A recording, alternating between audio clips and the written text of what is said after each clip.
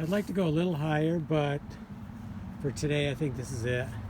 So I dug down, got a flat area, slight slope maybe maybe a slight slope.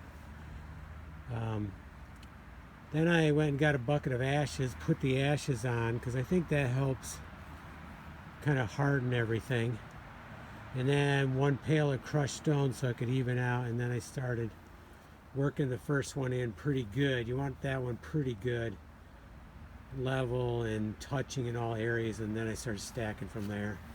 So the main thing is I want my leg to go right in the middle of this, and that'll keep the weight right where I think it's good and solid. I wouldn't want it out here in there neither. I mean, right in the center is going to be the best distribution of weight load.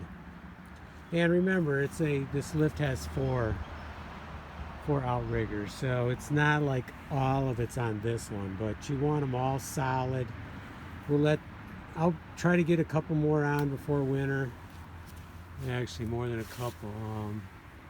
Probably need another 10 to get up to that height.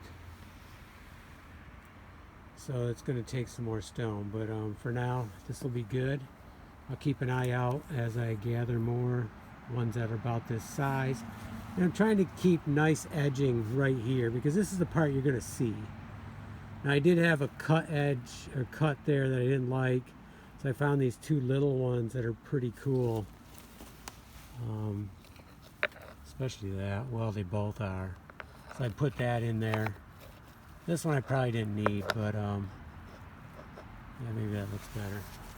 So it's just, it's going to get covered up. These things are going to grow over it, but you're still going to see some of this, especially if we keep the growth back. Okay, time to get to my granite job and call it a morning on this.